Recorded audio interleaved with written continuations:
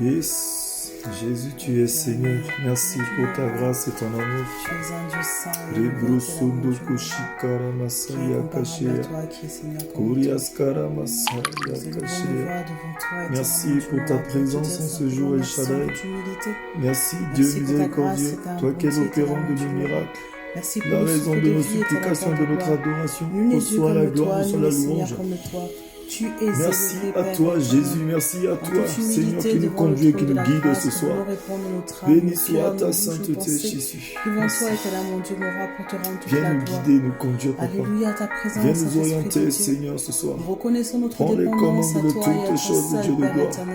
Reconnaissons notre dépendance à toi et à toi seul, Père éternellement du roi. Tu es Dieu, Jésus. Merci pour le souffle de vie, Père éternel.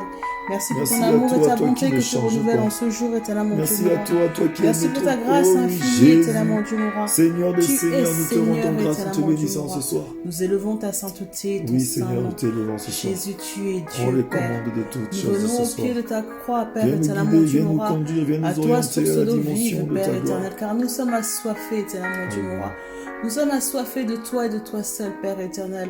Nous venons nous abreuver à ton Père éternellement. Tu m'auras ta source intarissable. Merci, Oh, Saint des Saints, remplis-nous de toi. Parle-nous, éternellement, Dieu mon roi. Nous avons tant besoin de toi, Saint-Esprit de Dieu. Terre les tumultes de nos cœurs, éternellement, Dieu mon roi. Conduis-nous dans une autre dimension, Père éternellement, Dieu mon roi. Ta présence nous fait tellement de bien, éternellement, Dieu mon roi. Ta présence, Père éternel, est incomparable, Père éternel. Oh, Jésus, la parole dit qu'un jour dans tes parvis vaut mieux que 1000 ailleurs, éternellement, Dieu mon roi. Un instant auprès de toi vaut mieux que 1000 ailleurs, éternellement, Dieu mon roi. Tu es le Dieu excellent, Père éternel, le Saint des Saints, éternellement, Dieu mon roi. L'incomparable Père éternel, l'ancien des jours, éternellement, Dieu mon roi. Oh, le narcisse de Saron, Père éternel, qui est semblable à toi, éternellement, Dieu mon roi. Notre forteresse et notre appui, Père éternel. Notre bouclier, c'est toi, Jésus, Papa. tu es le Dieu excellent, éternellement, Dieu mon roi. À qui irai-je, Père éternel, comme disaient les apôtres, à qui irai-je, à qui irions-nous, éternellement Dieu mon roi. Toi seul est la parole qui donne la vie, éternellement pour ton amour, Père de gloire. Toi seul nous donne la vie, Père éternel. Toi seul a la capacité, c'est toi l'opérant de nos miracles, la raison de restaurer de nos nos cœurs, supplications. nos vies, nos Prends pensées, Père commande de éternel. ce moment, Papa merveilleux, que nous C'est toi seul qui a la capacité, Père éternel, de nous restituer ce que nous avons perdu, éternellement Dieu mon roi. Père, tu mérites la gloire, tu mérites la louange. Que tout soit pour ta grâce dans ce moment de partage. Sois élevé. Nous reconnaissons, Père éternel, nous revendiquons notre dépendance à toi et à toi seul, Jésus.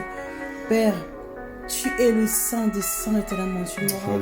Saint-Esprit de Dieu, le Saint des Saints, le Saint d'Israël, c'est toi. Père éternellement, Dieu mon roi.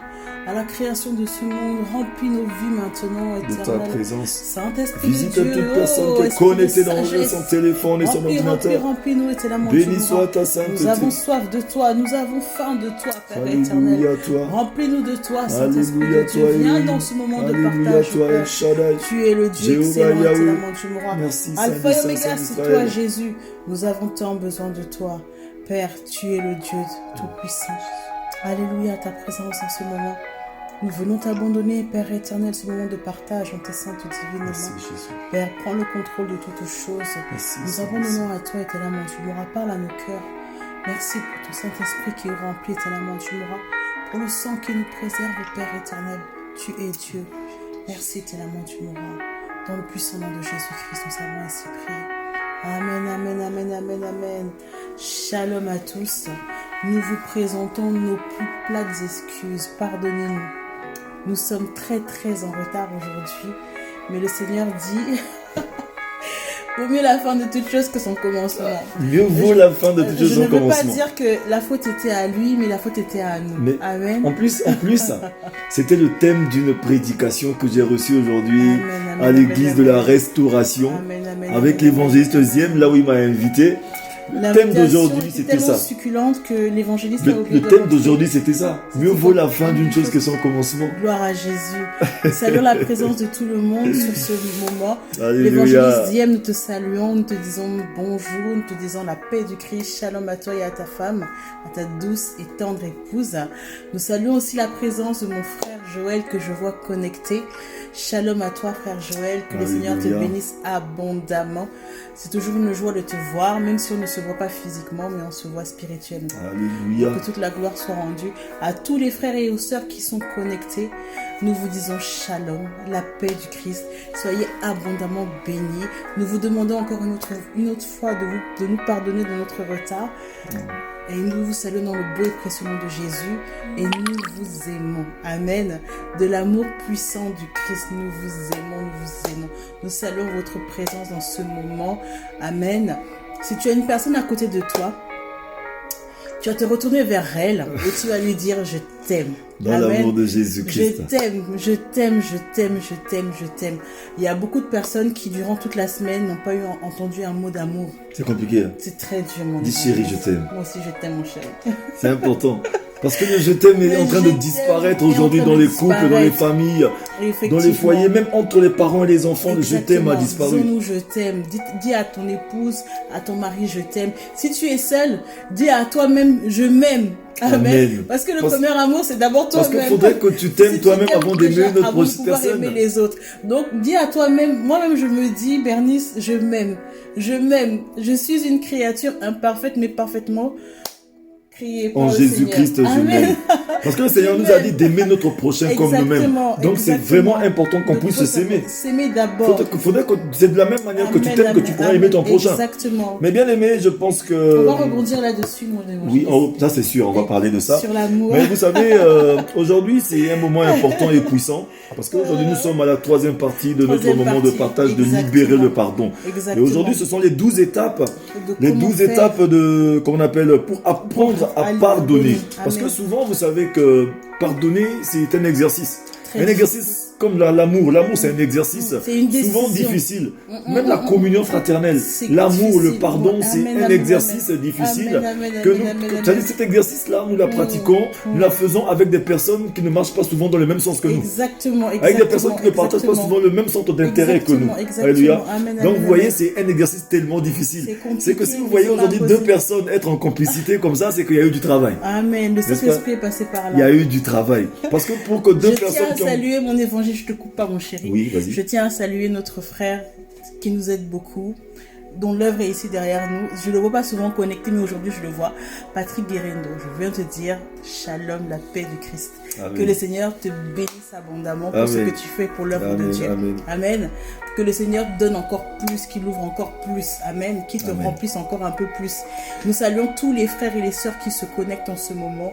Nous leur disons la paix du Christ. Nous les aimons de l'amour de Christ. Aujourd'hui, c'est mon très cher étant à qui le Seigneur a donné, amen, le sacerdoce aujourd'hui, les 12 étapes, c'est lui. Alléluia. Donc vous voyez, c'est que aujourd'hui on me donne tout le travail alors qu'on travaille en équipe. Mais je suis toujours là. Nous sommes là. Vous savez, avant de commencer, ce que j'aimerais faire, c'est que j'aimerais dire à tout le monde, nous tous qui sommes connectés, de commencer à partager. Vous savez que quand on partage souvent, c'est qu'on ne fait pas le buzz. Mais on veut qu'un maximum de personnes puissent se connecter, que nous soyons nombreux. Donc ça veut dire que si par exemple, si nous sommes 15 et que chacun peut inviter peut-être 10 personnes, ça veut dire que partage au moins sur 10 pages 5 personnes, vous savez, on pourra être nombreux à écouter ce message. Parce que vous savez, libérer le pardon, c'est quelque chose d'important. Une personne avec qui vous êtes peut-être en froid, s'il reçoit ce message, ça peut lui faire du bien. Et demain, parce que le pardon, vous savez, ça n'efface pas le passé, mais ça agrandit le futur. Alléluia. On a besoin vraiment de se pardonner, de se libérer, d'être bien. Ce monde va mal à cause du non-pardon. Amen. Et le pardon permet aussi de régler, d'aider cette personne à revenir peut-être vers vous. Comme nous avons eu la semaine dernière, nous avons eu un puissant témoignage d'une sœur qui avait un problème à régler. Et le message sur le pardon, en fait, est tombé à point nommé. Et elle nous a posé, en fait, une question. Cette question, nous avons eu à y répondre pendant la semaine. Je pense que si le temps nous le permet aujourd'hui, comme on est un petit peu en retard, on reviendra là-dessus pour en parler. Mais ça fait partie des étapes du pardon. Mais on va quand même brosser quelque chose sur le pardon parce que il y a certaines personnes qui n'étaient pas là depuis le début et qui sont là aujourd'hui. Mais vous savez que vous n'êtes pas en retard, vous êtes les bienvenus. Et ce que nous allons rappeler aussi, c'est que le pardon n'est pas souvent ce que nous croyons que c'est. Parce que soit le pardon est ce que nous ne pensons pas, ou soit elle n'est pas ce que nous pensons. Donc ça veut dire que c'est ce que nous devons être en train de comprendre aujourd'hui. Vous voyez que le pardon, pardonner même la pire offense. Ça veut dire que pardonner, c'est pas seulement pardonner des choses qui sont souples et simples, mais pardonner même des choses qui paraissent même impardonnables. C'est ça qu'on appelle le pardon. C'est une force qui libère, bien aimé. Aujourd'hui, tous nous traînons des boulets, des choses qui sont restées dans notre vie très longtemps, et nous vivons dans le semblant. On dit que non, ça fait rien. Bien aimé, ça ne fait pas rien. C'est un poison qui est en toi, mais qui est en train de te détruire, même si tu ne le sens pas. Exactement. C'est un magma. Aujourd'hui, tu es comme sur un cratère. Quelque chose qui est en train d'attendre seulement d'exploser. Qui va exploser. Et en fait, c'est pour ça que nous parlons du pardon, en fait. Oui. Le pardon, c'est avant tout une décision, mais une décision comme l'amour, en fait, de bonne conscience. Oui. Le pardon, en fait, tu ne peux pas pardonner, en fait, tant que tu ne t'es pas posé. La première étape, comme a dit l'évangéliste, c'est d'abord reconnaître l'offense à sa juste valeur. Pas la sous-estimer, ce que nous faisons beaucoup, ni la surestimer. Parce que quand tu n'arrives pas à voir le juste milieu, en fait, tu n'arriveras pas à pardonner, tu n'arriveras pas à accepter le pardon. Donc la première étape déjà, c'est, comme on l'a dit, tu reçois un choc, tu prends d'abord du recul. Tu prends le recul, hein, mon évangéliste, tu prends le recul. Pourquoi? Le recul, c'est pas fuir. Le recul, c'est te poser. En fait, tu viens de recevoir un choc, une offense, où tu as offensé quelqu'un. Rentre en toi-même comme le fils prodigue qui est rentré en lui-même. Il a fait une introspection et il s'est rendu compte qu'il y a eu une offense où j'ai offensé. Et à ce moment-là, de bonne conscience, et tu rebondis et tu pars vers la personne. Mais la première des choses d'abord, c'est j'ai reçu un choc, des fois, je prends du recul. Ce qui se passe, c'est que souvent, on veut tout de suite paraître. Exactement. On veut tout de suite rebondir, montrer qu'on est là encore. Alors que la chose n'a pas eu le temps de cicatriser. On n'a pas eu le temps de voir réellement pourquoi on a... Parce que des fois, le fait de faire semblant, je dis que ça ne fait rien. Et alors que derrière, ça va rester, ça va gangréner. Ça gangrène et ça tue. Et ça nous détruit. C'est un poison. Parce que les offenses, vous voyez, comme nous avons dit anciennement, les offenses, c'est comme une flèche que vous recevez qui entre en vous avec son venin. Et le venin, vous voyez, c'est le non-pardon. Le venin, il commence à se dissiper tout doucement. Il prend du terrain en vous, il est en train de vous miner, en train de vous rendre malade peu à petit feu. Et ça fait que vous voyez voir que votre croyance est corrompue, votre manière de voir les choses c'est corrompue, et ça fait que même les gens, quand ils font les choses bien chez vous, c'est du noir que vous voyez. Vous allez voir les belles personnes devant que de mauvaises personnes, et ça fait que on confond tout. Vous n'arrivez pas juste à cause de ce poison qui est resté en nous.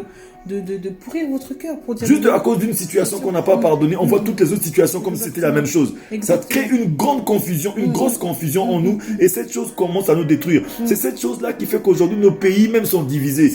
Alléluia. J'aimerais que même tous mes frères centrafricains qui sont en train de suivre ce message, c'est tellement important, parce qu'il y en a beaucoup aujourd'hui qui se sont lancés dans une spirale de violence, c'est-à-dire que de rendre le mal pour le mal. C'est comme si c'était la loi du talion. Aujourd'hui, nous sommes en train de parler du pardon. C'est pourquoi j'aimerais que même tous les frères centrafricains qui sont connectés, invitons un maximum de personnes à suivre le pardon. Nous sommes tous les frères et les sœurs, mais les centrafricains qui sont là, invitons un maximum de personnes parce que nous vivons quelque chose de terrible chez nous. Parce que quelqu'un a peut-être ôté la vie de ton frère, ôté la vie de ta mère, ôté la vie de quelqu'un que tu aimes beaucoup, mais tu n'es pas obligé de rendre la pièce de la monnaie parce que nous sommes des enfants de Dieu. Nous sommes appelés à marcher ensemble, à vivre ensemble, à pardonner. Alléluia. Et c'est là où le divin entre en scène, parce que le pardon, c'est divin. Pourquoi ça vient réellement de Dieu? Parce que comme l'évangéliste a dit, on a peut-être tué ton père, ta mère, tes frères et tes sœurs, tu as peut-être vécu une situation d'inceste, tu as peut-être vécu une situation de douleur. Nous, on ne peut pas savoir ce que tu as vécu. Il n'y a que le Seigneur qui peut le savoir. Mais il n'y a que le Saint-Esprit de Dieu qui peut te donner la capacité. Déjà, il viendra en toi, il pansera tes plaies et te donnera la capacité de pouvoir te lever. C'est une guérison qui vient te donner. Exactement. Et aller vers la personne et demander pardon et recevoir le pardon. Parce que c'est pas forcément... On oublie aussi l'étape aussi d'accepter le pardon d'autrui. Parce que des fois, on demande le pardon. Tu peux le demander, libérer le pardon, tu peux le faire. Mais est-ce que tu as la capacité d'accepter le pardon? On va en venir. Parce que le problème qui se pose souvent, c'est difficile d'accepter le pardon d'autres personnes. Parce qu'on se dit, non, cette personne ne mérite pas. Parce que le fait que ne mérite pas que je lui pardonne. C'est comme si on veut garder cette personne en captivité. Il y a certaines personnes qui croient qu'ils ont le monopole de la vie des autres. Non, il fallait que le fait de garder les autres dans la peur, de garder les autres c'est-à-dire que dans la crainte, dans une situation d'instabilité que non. Le fait de savoir que cette personne a peur de moi, ça fait que c'est comme si on devient les gestionnaires de la vie de ces personnes-là. Ça nous donne une situation de... Alors que bien aimé, le Seigneur veut que nous puissions libérer les autres. Il faut libérer les autres, il faut libérer Vous savez, lorsque tu sais qu'une personne a peur de toi, une personne sait qu'elle a déjà fauté contre toi, et que la personne cherche par voies et moyens pour s'approcher de toi, ne mets pas de veto. Libère cette personne. Des fois, n'attends pas, des fois, dévance la personne, va chercher cette personne, donne-lui le pardon. Je vais vous donner un témoignage d'un pardon que vous allez qualifier d'impardonnable.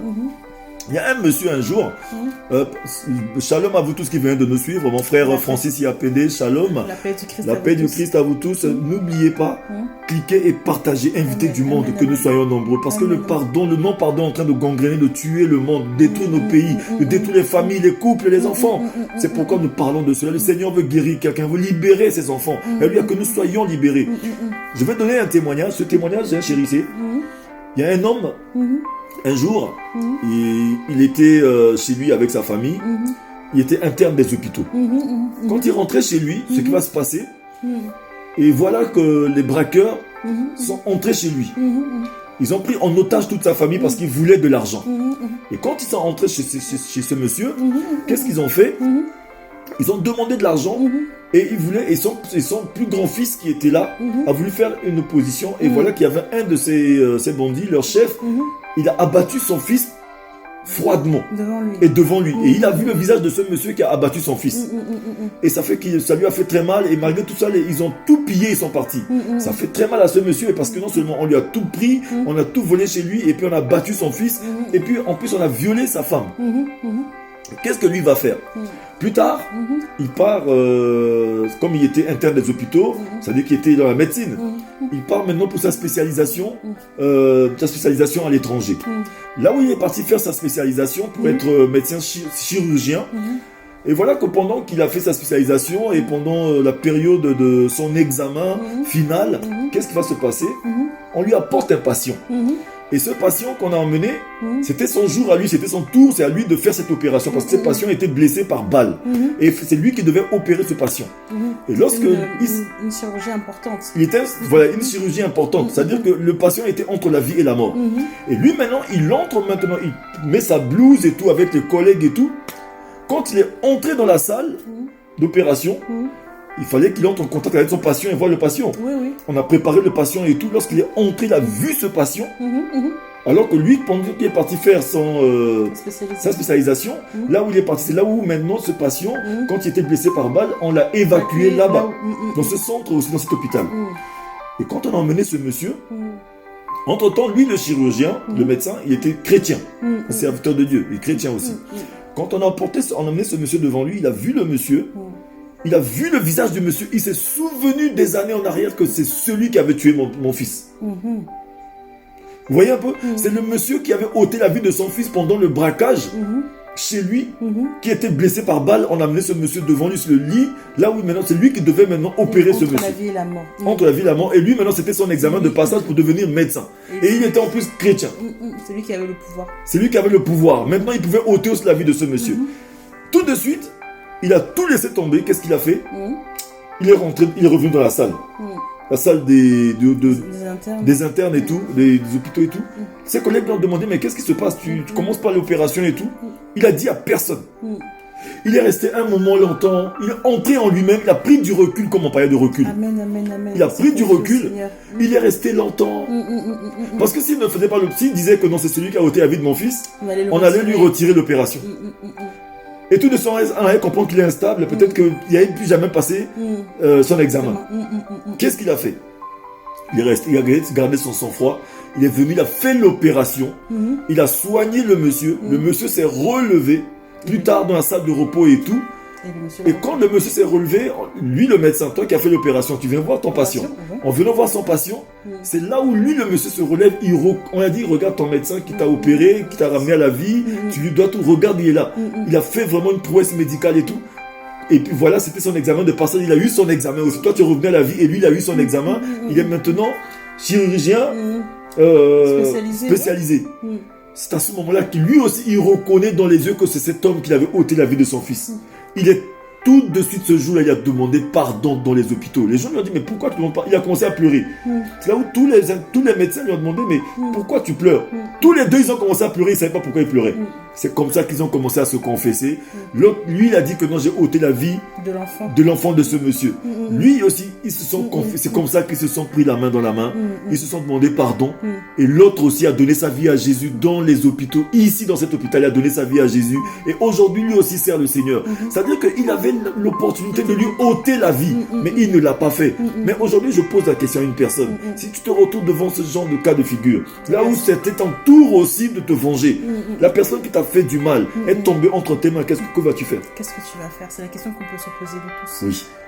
En tant qu'être humain, tu vas te dire que c'est l'occasion, c'est le moment de me venger. Il faut dire la vérité, on va se dire la vérité. En tant qu'être humain, nous tous, nous allons dire c'est l'occasion. C'est le moment de faire du mal. Mais en tant que chrétien, c'est là où le Saint-Esprit, c'est là où intervient ta connexion avec le divin. Tout à fait. C'est là où intervient en fait ta communion avec le Saint-Esprit. Parce que c'est le Saint-Esprit qui va te pousser à agir. Parce que quand il est rentré en lui-même, il a dit Seigneur, là, si c'est pas toi là, je vais pas. Et là, le Seigneur lui a dit va. Dieu lui a donné la force. Il lui a donné la force. Et la force de pouvoir libérer le pardon. Vous voyez? Parce qu'en opérant cette personne, il a également libéré le pardon. Mais ça rejoint ce que je disais tout à l'heure, le pardon n'efface pas ce qui s'est passé. Ça n'efface pas le passé. Le pardon qu'il a donné ne peut pas lui ramener son fils qui était déjà mort. Mais le pardon a grandi son futur. Exactement. Parce que cet homme a donné sa vie à Jésus. Exactement. Il a quitté, c'est-à-dire que la mauvaise vie qu'il avait, de braquage et de tout, et il a donné sa vie à Jésus. Donc vous voyez un peu, le Seigneur nous met souvent devant ce genre de dilemme. C'est comme David. David il s'est retrouvé dans la grotte avec Saül qui est tombé entre ses mains. Mais il pouvait lui ôter la vie. Mais qu'est-ce qu'il a fait? Il a coupé le pan de sa robe. Il a dit je ne peux pas toucher au oint de Dieu. Voilà. Mais aujourd'hui, nous qui sommes les enfants de Dieu, c'est pourquoi vous allez comprendre que pardonner, c'est annuler la dette morale que quelqu'un a envers nous pour être libre de tout rancœur et de tout ressentiment, bien-aimé. C'est ça qu'on appelle le pardon. Amen. Alléluia. Plus l'offense est grande, plus le besoin de pardonner et d'être est grand. Alléluia. Et d'être pardonné est grand. C'est-à-dire que plus l'offense a pris de l'ampleur, plus le besoin maintenant de pardonner et d'être pardonné aussi prend de l'ampleur. Alléluia. C'est pourquoi nous devons comprendre que le pardon fait partie du panier spirituel, c'est-à-dire que du panier spirituel de tout un chacun de nous. Amen. Le pardon fait partie du panier spirituel de tout un chacun de nous, bien-aimés. Il est nécessaire de pardonner car vous allez voir que dans le cas contraire, la souffrance est double. Parce que quand tu ne pardonnes pas, la souffrance est multiple. Elle se multiplie. Parce que la personne ne souffre et toi aussi tu souffres. Parce que tu sais, quand tu ne pardonnes pas et que tu as l'occasion de te venger et que tu te venges, tu en ressens insatisfait. Tout à fait. Tu ressens avec cette amertume dans le cœur. Prenons un exemple. Des fois, quelqu'un t'a marché sur le pied, tu as l'occasion de lui faire un croche-pied, tu lui fais un croche-pied. Mais la douleur que tu as ressentie parce qu'il t'a marché sur le pied ne s'efface pas.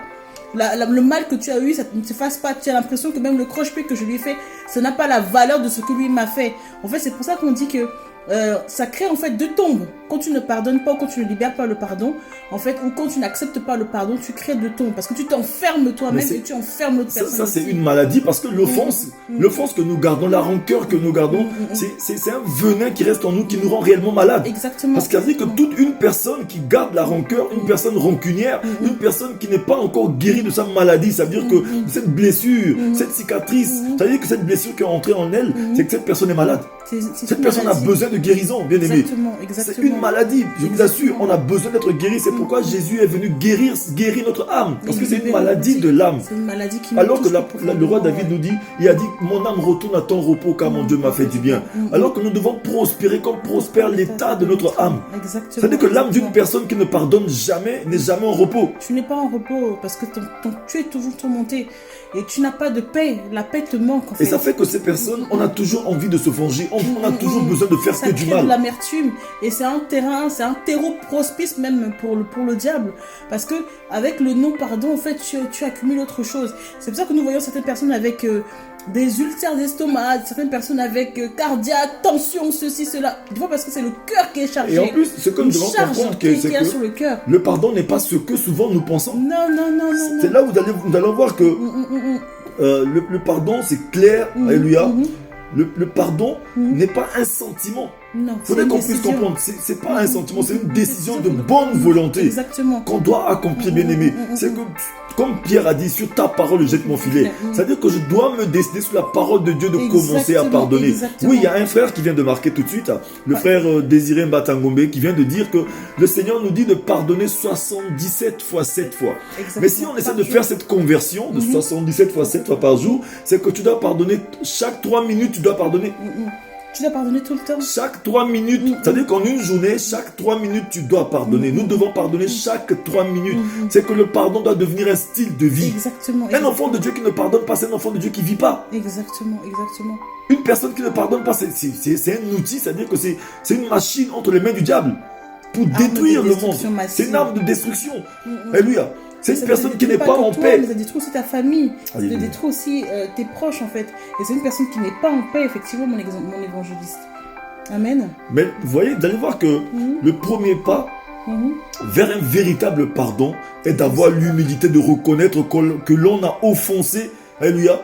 Que nous aussi on a offensé quelqu'un, on a besoin aussi, et nous aussi souvent on offense des gens. Amen, parce que toi aussi, si tu sais que souvent tu fais du mal autour de toi, c'est que tu n'as pas de difficulté aussi à pardonner ceux qui t'ont fait du mal. Parce que tu reconnais que tu le fais aussi. Parce que toi aussi, si tu as besoin souvent d'être pardonné, mais les autres aussi ont droit d'avoir un pardon. Mais pourquoi aujourd'hui nous monopolisons le pardon des autres?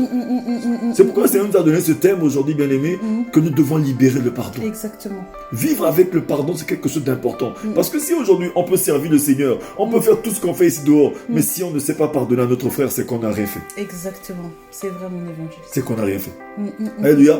C'est pourquoi vous allez voir que si je pardonne, alors je ne ressens plus rien. C'est faux. Des fois, il y a des gens qui disent que non, quand je pardonne, c'est que je ne ressens plus rien. C'est faux. C'est faux. Alléluia. Tu prends la décision de pardonner, mais tu vas peut-être ressentir, mais ce sera plus de la même manière. Non, mais tu auras plus mal de la même façon. Voilà. Tu auras mal, mais pas de la même façon. Pas de la même façon. Exactement. C'est pourquoi le pardon, c'est une prise de décision, bien-aimé. Prenons la décision de nous. Parce que nous sommes appelés à nous supporter les uns et les autres. Alléluia. Une personne qui pardonne, c'est une personne qui peut supporter. Exactement. Alléluia. Exactement. Ce que moi je trouve souvent bizarre, c'est que il y a certaines personnes, c'est comme si ils ont ce monopole, il n'y a que d'autres personnes qui doivent leur demander pardon. Eux, ils connaissent pas le langage du pardon. Ils savent pas dire pardon, c'est qu'ils ont toujours raison. Bien aimé, tous là on demande souvent pardon à Dieu, mais pourquoi on ne peut pas demander pardon aux autres?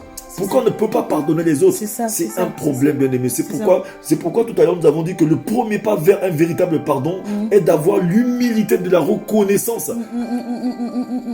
Il nous faut être humble, de reconnaître que je suis malade, de reconnaître que non, parce que la reconnaissance d'une faute, la reconnaissance d'un péché, d'une chose en nous donne le pouvoir sur la chose. Aujourd'hui, le non-pardon a pris le dessus sur nous. Parce qu'on n'arrive pas à reconnaître. C'est parce qu'on a qualifié d'orgueil, d'arrogance ou de quoi? Bonne question. Orgueil, arrogance. Ouais, je pense bien que ça, c'est de l'orgueil. Alléluia. Parce que vraiment, il est probable que même après avoir pardonné, vous ressentiez encore quelque chose. C'est possible, c'est probable qu'après avoir pardonné, tu ressens encore certaines choses. C'est normal. Nous sommes des êtres humains. Nous sommes humains. Alléluia. C'est normal. C'est comme un enfant aujourd'hui. Vous tapez un enfant, l'enfant va pleurer. Il va pleurer. Il va pleurer, c'est tout. Alléluia. Et quand il aura fini de pleurer, il va se calmer. C'est que nous sommes des enfants de Dieu. Le Seigneur nous veut que nous puissions pardonner, bien-aimés. Partout, tu te trouves, bien-aimé. J'aimerais que, pendant que nous sommes en train de parler aujourd'hui, bien-aimés, nous sommes en train de juger personne. Mais nous sommes en train de conduire les enfants de Dieu à ce que nous puissions nous aimer les uns les autres. Parce qu'une personne qui aime, c'est une personne qui doit savoir supporter. Alléluia. Un couple qui résiste, une famille qui résiste aujourd'hui à tous les vents qui viennent de dehors, c'est une famille qui sait se pardonner. C'est des personnes qui savent se regarder les yeux dans les yeux. Mais des personnes qui ne se pardonnent pas, c'est des personnes qui ne regardent pas les yeux dans les yeux, qui vivent totalement dans l'hypocrisie. Exactement, qui ne sont pas franches les uns envers les autres. C'est pourquoi Jésus a dit race d'hypocrites. Alléluia. Je n'arrive pas à comprendre comment un couple peut vivre des années, dormir dans le même lit, mais ne pas savoir se pardonner. Une famille qui vit dans des illusions, c'est pire que des illusions. Parce que ça, c'est pas possible. Et on prie le Seigneur, on partage la Sainte Seine, on prend des jeunes, on fait tout, on prêche la parole de Dieu, mais on ne sait pas se soumettre, on ne sait pas demander pardon. Est-ce que je ne sais pas comment les enfants de Dieu arrivent à faire ce genre de choses? En fait, c'est quelqu'un qui n'a pas pris le temps de rentrer en lui-même, en fait. Tu vis dans des illusions, en fait. Tu vis dans une illusion. Et en fait, des fois, la personne qui n'arrive pas à pardonner, en fait, ne veut pas se regarder face à face au miroir de la parole. Parce qu'en règle générale, quand tu n'arrives pas à libérer le pardon, c'est qu'en fait, ça te renvoie à toi-même. La parole te renvoie à toi-même. C'est-à-dire que c'est un miroir, en fait, qui te renvoie à ta propre image. Ouais. Parce que des fois, l'offense que tu n'arrives pas à pardonner, c'est peut-être la même offense que tu as l'habitude de faire. C'est un exemple que je donne. Hein. Je sais pas que c'est pas une généralité. Mais en fait, en règle générale, quand on n'arrive pas à pardonner ou quand on ne veut pas pardonner, parce que ça nous renvoie en fait à nous-mêmes et ça nous rend vulnérables. Et personne n'aime être vulnérable. Alors qu'en fait, c'est dans notre faiblesse que nous devenons forts. Parce que c'est au moment où je suis faible, c'est là où je deviens fort. Parce que le Saint-Esprit est là. En fait, pardonner n'est pas un acte de faiblesse, mais c'est un acte de force. Non, mais la personne qui pardonne, toi aujourd'hui, mon frère, ma soeur, toi qui te lèves, qui prends le devant des choses, même si c'est toi qui as été offensé, et qui préfère aller chercher réparation, qui préfère aller chercher le pardon, mais c'est toi la personne la plus forte. C'est ça, c'est toi qui es la plus forte. C'est toi la personne la plus forte. Parce qu'aujourd'hui, c'est comme si les êtres humains nous appartiennent, on le garde dans les liens, on ne le pardonne pas, on veut que ça y est qu'il fasse que ce que nous on veut. Ça veut dire que quand on sait que la personne déjà a une dette morale envers nous, bon, on ne lui libère pas vite le pardon parce qu'on veut que la personne fasse d'abord tout ce que nous on veut. Parce que si je lui libère le pardon, il va se sentir libre, il va se sentir à l'aise, il va être bien aimé. C'est les enfants de Dieu, nous devons pardonner. Nous devons libérer. Alléluia. En fait, le pardon, c'est pour toi. C'est pour notre cœur. Oh oui, c'est pour toi. Une personne qui ne pardonne pas, c'est une personne qui rend son corps malade. Exactement. Et lorsque tu vois que, comme dirait l'évangéliste, il y a une rubrique, un chapitre comme ça dans son livre, en fait, le pardon conditionné. Comment tu veux que ce grand Dieu-là te pardonne si tu n'as pas la capacité toi-même de pardonner? Ça, c'est... Notre pardon est conditionné au pardon qu'on donne aux autres. Exactement, notre pardon est conditionné au pardon que tu donnes aux autres. Aujourd'hui, nous sommes en train de dire que nous avons 12 étapes pour apprendre à pardonner. Alléluia. Bien-aimés, vous qui venez de nous rejoindre, soyez abondamment bénis. Amen. Alléluia. Soyez abondamment bénis. Je vois ma soeur Tatiana Ngassima qui est là aujourd'hui, soit bénie. Alléluia.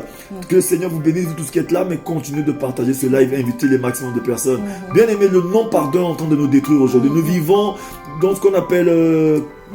les illusions, l'hypocrisie. Alléluia.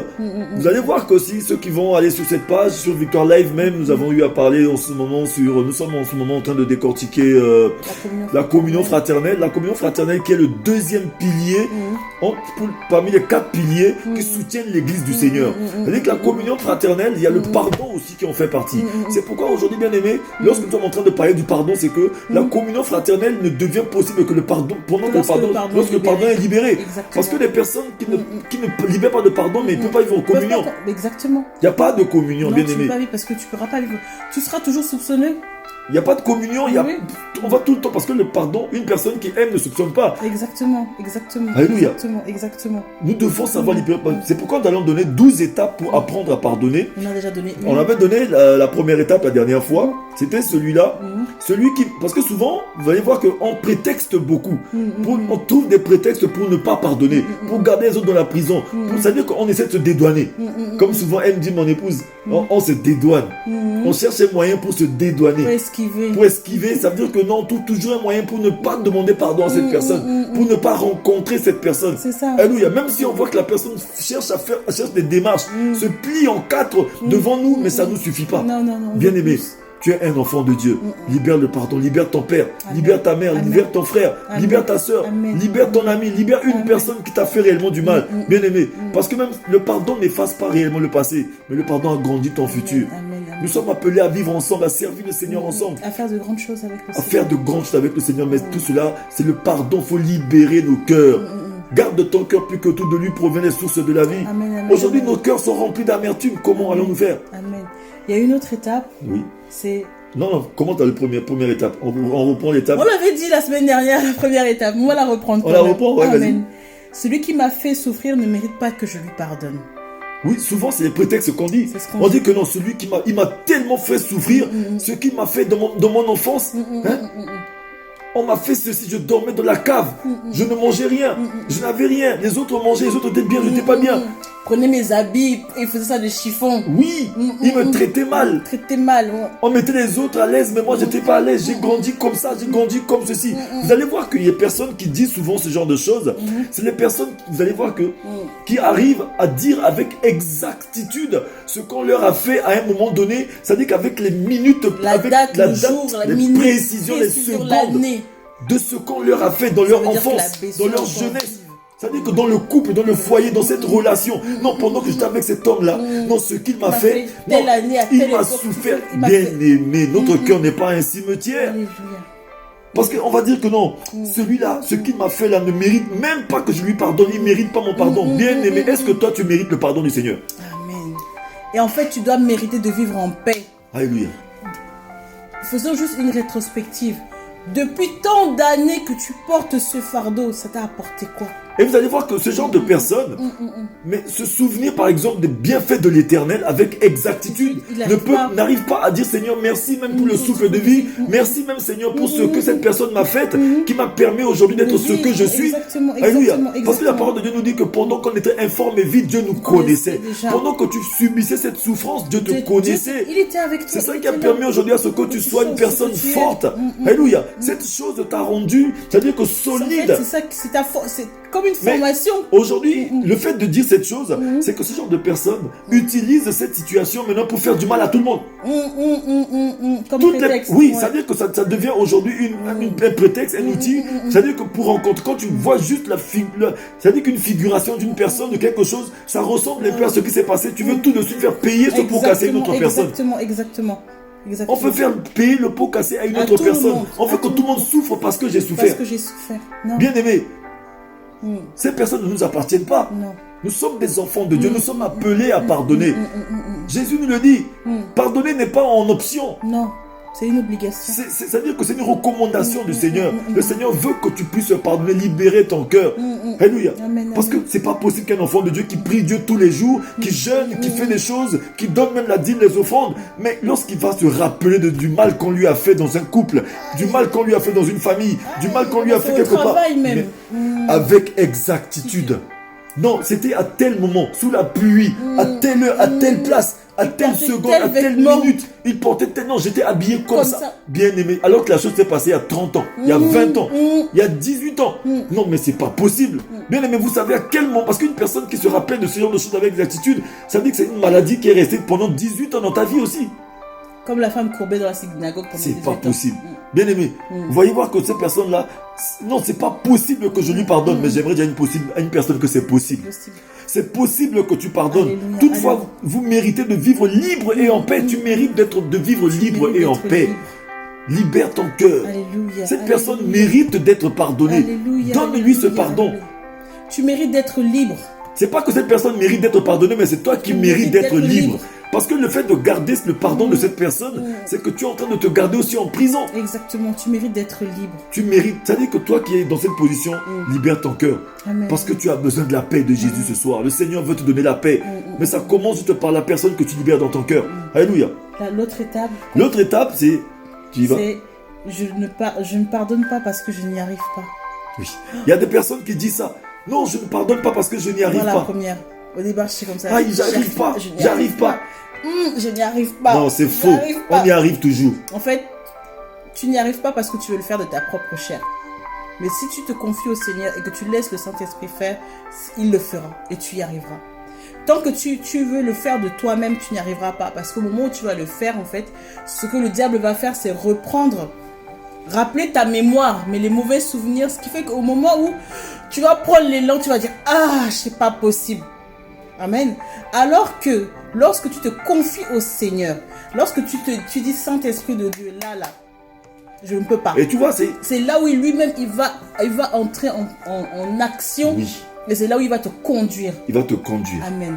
Aujourd'hui, vous savez que la cause de nos faiblesses, pas faiblesse, mais notre faiblesse, pas la cause, mais notre faiblesse, la cause de beaucoup de ces choses qui nous arrivent aujourd'hui, c'est juste, ça vient de là. Je ne pardonne pas parce que je n'y arrive pas. Non, bien aimé, si tu n'arrives pas à pardonner, c'est parce que tu ne veux pas pardonner. C'est simple. Il y a une question de volonté qui est là. Il y a une question de volonté. Quand tu te rends compte que là, il y va de ma propre liberté, en fait, tu vas dire, Seigneur, aide-moi. Oui. Et tu vas demander au Saint-Esprit vraiment de t'aider. La parole de Dieu dit dans Jacques 4, verset 7 à 8, soumettez-vous entièrement à Dieu pour résister au péché. C'est-à-dire que si tu veux résister à cette voix qui te dit non, je n'y arrive pas à pardonner, soumets-toi à l'Esprit de Dieu. Saint-Esprit, apprends-moi à pardonner. Apprends-moi à me soumettre. Parce que l'humilité, le Seigneur dit, si mon peuple, ceux qui invoquaient mon nom, s'humilie. C'est-à-dire que lorsque tu t'humilies, l'humilité te conduit à regarder ta faiblesse. L'humilité te conduit à regarder le mal que tu es en train de faire aux autres. L'humilité te conduit à regarder cette situation dans laquelle tu te trouves. L'humilité te conduit à entrer en toi-même, à voir que tu es en train de détruire et non que tu es en train de construire. Alléluia. Et généralement, quand on dit que je n'y arrive pas, c'est parce qu'en fait, l'offense a peut-être été très très grave, énorme. Je ne sais pas ce que c'est. Ça peut être un inceste, ça peut être un viol, ça peut être... Je ne sais pas quelle était l'importance de l'offense. Mais en fait, quand le Seigneur t'ordonne de libérer le pardon, parce qu'il en va de ta propre survie. Alléluia. Il y a beaucoup d'hommes et de femmes qui aujourd'hui en fait tombent en fait dans les dépressions parce que en fait l'offense était tellement grande et qu'ils n'arrivent pas en fait à libérer le pardon que c'est en train de les tuer. C'est pour ça que quand tu dis que je n'y arrive pas à ce moment-là, c'est possible de dire que je n'y arrive pas. Des fois même, il faut même dire au Seigneur, je n'y arrive pas, pour que le Saint-Esprit puisse venir t'aider. Oui, c'est parce que c'est lorsque tu es limité, lorsque nous sommes limités, c'est là que commence ta démonstration de la puissance de Dieu. Exactement. C'est ça, c'est ce que Seigneur, c'est pas une faiblesse. C'est parce que tu ne peux pas, tu n'as pas de force. L'Esprit du Seigneur, il rend témoignage à ton esprit que tu es enfant de Dieu. C'est qu'à ce moment-là, il vient t'aider à ce que tu puisses libérer ce pardon-là. D'où l'apôtre Paul a dit, c'est lorsque je suis faible que je suis fort. Que je suis fort, parce que le Saint-Esprit de Dieu vient et me conduit. Alléluia. Amen. Le troisième point, nous allons attaquer, vous allez voir que nous allons continuer, bien aimé, c'est pour nous aider. Alléluia. Amen. Le troisième point aujourd'hui, c'est que je pardonne, mais je n'oublie pas.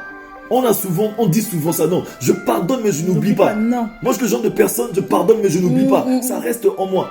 Bien aimé. Pardonner, c'est quand on pardonne, on se décide de pardonner.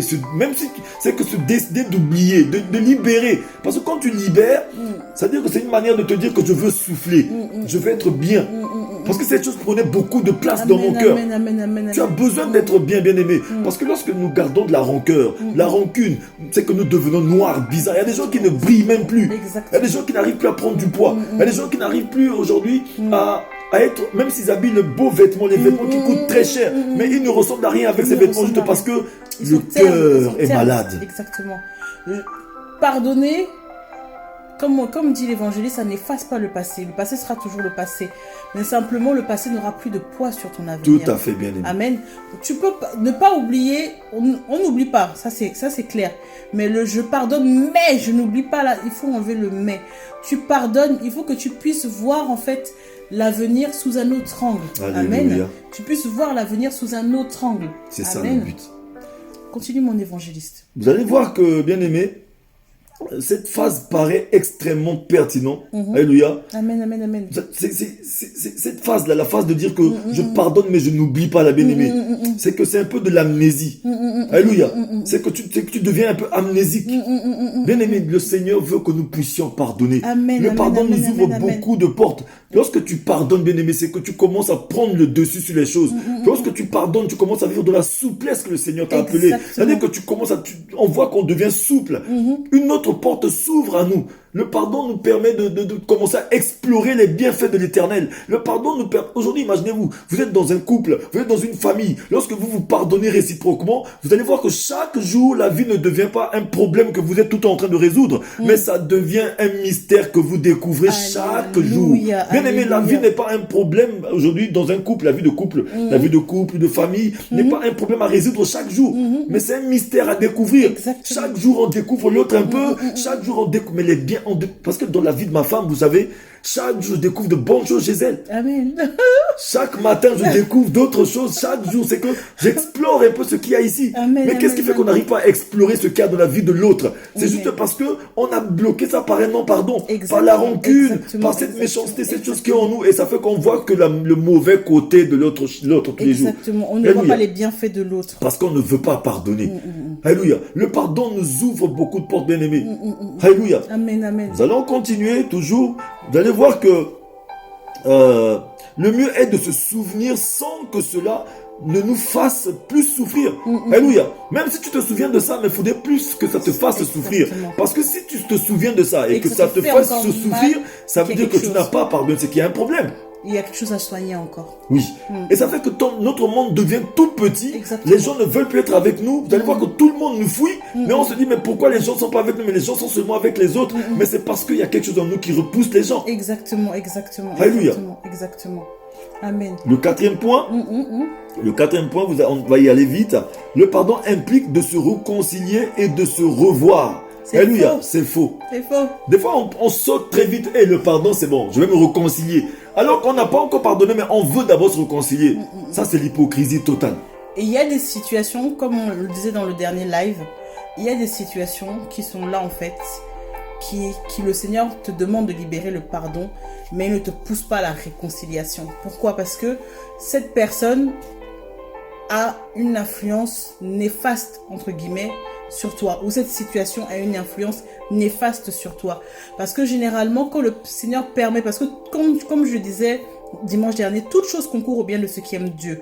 Nous, les bonnes comme les mauvaises, ce que nous on voit comme mauvaises choses, c'est aussi quelque chose qui concourt au bien de ceux qui aiment Dieu. Il y a des personnes aujourd'hui, comme par exemple avec un père incestueux aujourd'hui, ou une mère incestueuse, ou quelqu'un qui t'a violé, tu lui pardonnes, mais la réconciliation n'est pas obligatoire. Tu pardonnes pour libérer, pour ouvrir ton avenir, mais ça ne veut pas dire que vous êtes obligé de remarcher la main dans la main. Mais c'est ce qu'on avait dit dernièrement. On avait dit, c'est ce qu'on avait dit dernièrement, ce que n'est pas le pardon. On était en train de dire que pardonner n'est pas forcément la réconciliation. Parce que la chose à faire n'est pas forcément aller se réconcilier tout de suite. Parce que imagine-toi que tu n'es pas encore guéri, mais tu te lèves tout de suite, tu dis non, je vais pardonner. Alors que ça, c'est une manière d'aller se faire du mal encore. C'est parti de se faire du mal. Vous allez voir que renoncer à être offensé ne veut pas dire forcément être réconcilié avec l'offenseur. C'est ça, c'est ça. Alléluia. C'est-à-dire que ça, c'est l'illusion que nous nous faisons souvent. Ça fait qu'on va encore pour se blesser. Encore plus. Parce qu'il faut tout d'abord que tu sois guéri. Totalement guéri. Après, c'est pourquoi on a besoin de prendre du recul. Le livre de Romains 12, verset 18, nous le dit. S'il est possible, autant que cela dépende de vous, soyez en paix avec tous les hommes. Le Seigneur demande à ce que nous soyons en paix avec tous les hommes. S'il est possible. Alléluia. S'il est possible, bien aimé, tu peux être en paix avec ton frère. Amen, tu peux être en paix avec ta soeur. Tu peux être en paix avec ta femme. Tu peux être en paix avec tes enfants. La paix, bien aimé, le Seigneur veut que nous soyons en paix. Pourquoi la paix nous a quittés aujourd'hui? On se voit en chien de faïence. Comme si on n'était que des ennemis. Bien aimé, nous ne sommes pas des ennemis. Nous sommes appelés à marcher ensemble, à vivre ensemble. C'est pourquoi le Seigneur veut que nous marchions, c'est-à-dire qu'en symbiose, la communion d'esprit. Alléluia, c'est un partage. Le Seigneur a déposé dans la vie de tout un chacun de nous. C'est selon la grâce qu'il a mis. C'est que tout le monde a quelque chose. Que nous sommes complémentaires. Mais le non-pardon, aujourd'hui, le diable utilise cette machine aujourd'hui pour nous diviser, pour nous séparer. Parce que son but à lui, c'est que nous ne soyons jamais réconciliés. Que nous ne soyons jamais ensemble, que nous ne puissions jamais nous pardonner. Ça, c'est la machine que le diable utilise, bien aimé, pour nous détruire. Alléluia. Amen, amen, amen. C'est pourquoi aujourd'hui, bien aimé, nous sommes en train d'exhorter les enfants de Dieu à sortir de là. Alléluia. Un autre point, mon évangéliste. Alléluia. L'autre point est là. Oui, on a fait ça. Je suis obligé de l'avertir quand je... Non, on n'est pas là. Si, mon évangéliste. Oui. C'est ça. Je suis obligé de l'avertir quand je lui ai pardonné. Attention à toi, je t'ai pardonné aujourd'hui, là, mais ne recommence plus. Oui, c'est ce qu'on fait souvent. Bon, comme j'ai pardonné à la personne, il faut que je l'avertisse. Tu as vu, je t'ai pardonné aujourd'hui. Ne refais plus. Ne refais plus. On avertit. Non, mais tu sais, si ça tenait qu'à moi, je n'avais pas de pardonner. Tu sais que, bon, comme c'est ma femme qui a dit, non, comme c'est l'autre qui a dit, non, mais moi, je l'ai averti. Bien aimé, ça, c'est pas le pardon. C'est pas le pardon. Ça, c'est pas le pardon. C'est pas le pardon. Ça, c'est